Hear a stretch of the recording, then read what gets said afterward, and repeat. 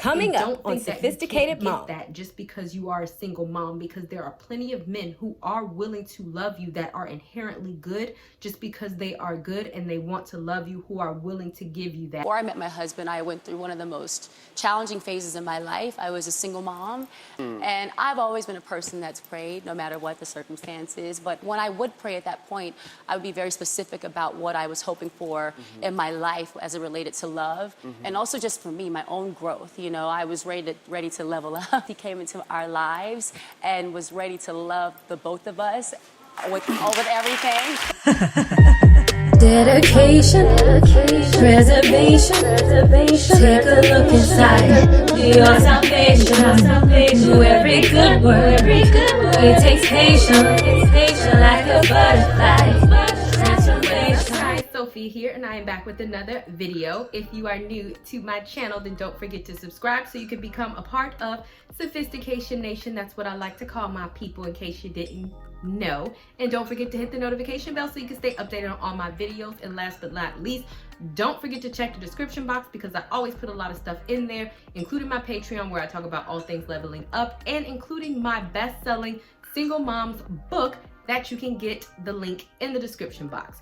So the reason why I mention my book is because that is going to be very relevant today, and what I am talking about in single moms who are looking to date, what you should be looking for in a man. Because we are like, oh, I'm single and ready to mingle, right?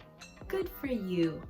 However, it's not just about you. It has to be about your child, and it has to be about you and the man that you bring into both of your lives. Once you have a child, the level of responsibility just goes up to a whole nother level, and there's no room to experiment. I'm not experimenting with my son's life. That was how I was looking at it. And so, yeah. Has to be a really good fit for both of you. Actually, what I want to do is I want to take this clip from Ciara that I actually saw about her and Russell Wilson. As you know, that he is a Christian, and I felt that this is a beautiful illustration on single moms, what you should be looking for. He came into our lives and was ready to love the both of us with everything. He was changing diapers. Ciara is all about leveling up, so don't think that you have to be limited, you know, or anything to that mind frame on the type of man that you can get just because you are a single mom. But as you know, because you know me and I'm a truthful individual, you also have to be leveled up as a single mother as well. You can't just be on your not doing anything with your life and expect to get the best possible man. But just know that there are plenty of good men out there who are willing to love you, and they're willing to love your child. Okay, so let's go ahead and get on into it. So the first thing that I want to bring up comes from Proverbs 27, chapter 20, verse 7. And what it says is that a righteous man who walks in integrity and lives life in accordance with his godly beliefs, how blessed and happily and spiritually secure are his children after him, who have his example to follow. Now, no matter if your children's father or your child's father is an absentee father, no matter if he's a great father, that doesn't really matter. The person that you find still has to meet these stipulations, because the fact of the matter is if you have custody of your children, even if you don't, understand that your children are going to be observing that man, point blank, period. And they have to be able to be a man of integrity, and they have to be able to be a man of example. So I always say, if you have a little girl, then the man that you bring up in your house should be the type of man that you want your little girl to marry. If you have a little boy, then the type of man that you date or marry, should be the type of man that you want your son to grow up to be. Because if you marry that person, then they are going to provide an example for your child, and you can't just separate that and say, oh, I feel like they're a good man to me, but they don't really want to be bothered with my children. It really doesn't work like that, because if they in the same household, then they are going to be an example to your children. And regardless of the fact, you would just never want to get married to somebody and just think like, oh, you know, their father can just take care of them and set an example for them, and the person living in my household really don't have to be bothered with my children, because that's the wrong type of mindset to have, because you're setting a seed in your children's mind of that your man comes first and that they are not the priority, because the priority would to be integrating you all as a family in whatever capacity that might be. And a real man, as I showed in the actual video or the snippet, will be interested in doing that as well. That is what real men do. Now, the next tip is that you want somebody to love your children just as much as they love you. My explanation on how I see this, because a lot of men will be like, oh, I can't love another man's child the way that I love my own children, or the way that I love you, because that children don't belong to me. If that's the type of man that you are wanting to be with, then you need to find another man, because the man should love the child off of the strength of that he loves you. There's no separating that. Like, how can somebody love you and they can't love something that is a part of you, because that is what your child is. Your child is an extension of you, and therefore somebody shouldn't say, oh, I don't love your child. And I actually have an example of this, of a friend of mine, and he was a guy friend that I knew, and he had a child with his girlfriend, and she was a single mom before, and he would invite, they weren't living together, but he would invite the girlfriend and his child over to his house and tell her to drop her daughter off with her mother. And when I asked him why he did this, he said, because that's not my child. But see, that's the wrong type of mentality to have, because can you imagine what you're teaching that little girl? Because if they were to go on and get married, literally you are teaching that little girl that she's no longer a part of the family, because now you have found this new man, and now you have had a child with this new man, and you want to create this family over here with y'all that she's not a part of, and now she got to go get dropped off by somebody else because that man don't want to be bothered with her. And as a mother, you should never allow a man to resent, hate, dislike, or provoke your children. And so the next verse that I want to get into comes from Colossians 3:21. And it says, fathers, do not provoke or irritate or exasperate your children with demands that are trivial or unreasonable or humiliating or abusive, nor by favoritism or indifference. Treat them tenderly, lovingly, with kindness, so that they do not lose heart and become discouraged or unmotivated with their spirits broken. And so that's just exactly what I was saying. Whenever you show some type of favoritism towards a child, or you allow that man to discredit a child saying you're not mine, or treat them like a stepchild, even if they have children and they start showing favoritism over their children versus your children, or even if you get with him and he has children and you start showing favoritism over your children versus his children, all of that is wrong. I don't care, it's wrong, because if you get into a marriage knowing that you are in a blended family, then you need to accept those children as your own in terms of how you treat them. It is highly unacceptable to damage a child's spirit, because that is exactly what you are doing by treating them subpar, by humiliating them, by abusing them, or allowing him to do these things to your child, or allowing him to dismiss your child or treat them like a stepchild, or saying that he don't want to be bothered with them because that's not their child.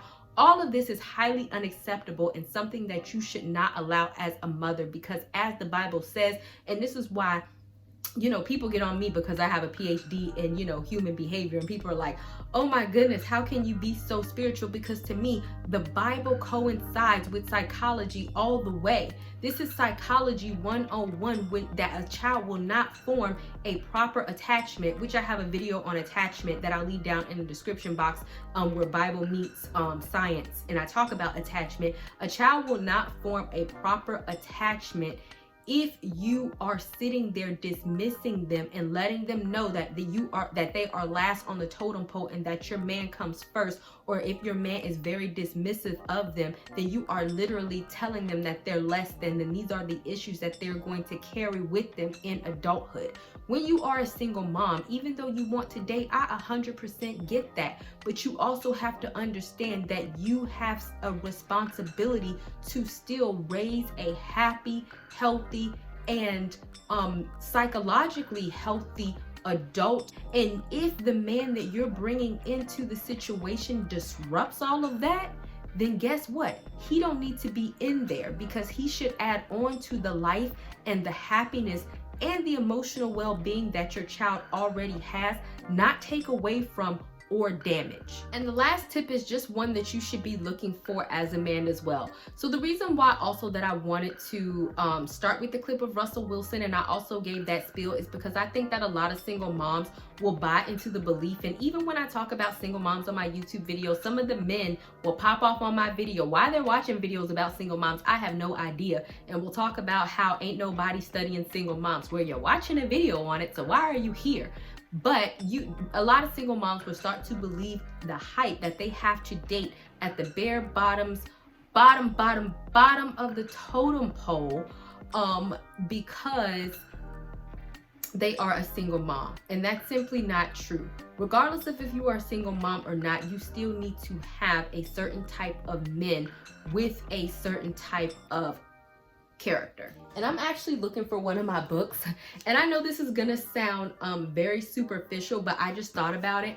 I'm gonna link this in the description box, and it says How to Meet the Rich for Business, Friendship and Romance. And this is not about being gold digger, don't let the title fool you, but the reason why I mention this is because she was a single mom before she married her now prosperous husband. And so, but one thing that she specifically says in this book was that she was in abusive relationships, she was in bad relationships with bad men who treated her badly, and she had children with them. And so when she found herself leaving those relationships, it really was up to her to make a better life for her. And I believe she had a son. She might have had multiple children for her and multiple children. And so she had to level up herself, but she also had to level up the type of man that she felt that she deserved. And she didn't necessarily have to just, accept anybody just because she had been in bad marriages or just because she had a child. So that's why I brought up this book. And this is not like gold digging 101. This will actually have you doing some hard work on how to improve yourself, because nobody wants to partner themselves with somebody who is unequally yoked or mismatched. But my point is, don't think that you have to accept the bottom of the barrel when it comes to matching yourself with a man just because you're a single mom. But the caveat to that is also you cannot be the bottom of the barrel when you are trying to find the best possible man for you and your child. So the last verse I want to get into is 1 Timothy 3:2-5, and it says, "Now an overseer," and let's say husband, "must be blameless and beyond reproach, the husband of one wife, self-controlled, sensible, respectable, hospitable, able to teach, not addicted to wine, not a bully or quick-tempered or hot-headed, and gentle and considerate, free from love of money, not greedy for wealth, and inherits power financially, ethically." So notice it doesn't say that the person cannot be rich. It just says that they should not be materialistic or greedy, because what does materialism and greed get you? Materialism and greed get you a man who will spend money on himself and spend money frivolously instead of spending it on the family. But it does say that is a hard worker and maintains his money ethically and responsibly. And obviously the other stuff is just kind of like common sense on the type of man that you should be looking for to bring in your house, not only to show an example for your children, but also that's just a type of man that will be good for you.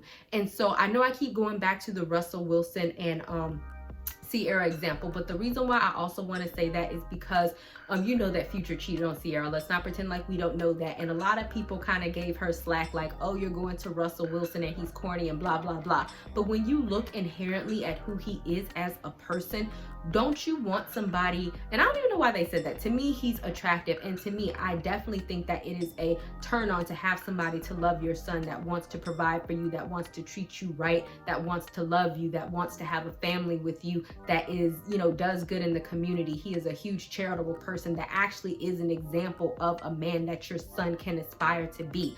I think that we really need to change our mindset, because I used to have the bad boy, that's what I used to like, on what is an acceptable man and what is considered manhood. It's not always this toxic masculinity that people want to feed us, or this whole over domineering, or always want to fight or rah-rah or argue. Sometimes it does not require all of that, and sometimes that is not the type of man that we need to bring into our household. Sometimes the man may not necessarily look like the men that you have dated in the past, or the traditional type of roughneck type of man, or the typical overly aggressive man. But at the end of the day, what's wrong with that? My point is that you really need to start to look at the things that matter, that will enrich you and your child's life, and don't think that you can't get that just because you are a single mom, because there are plenty of men who are willing to love you that are inherently good just because they are good and they want to love you, who are willing to give you that.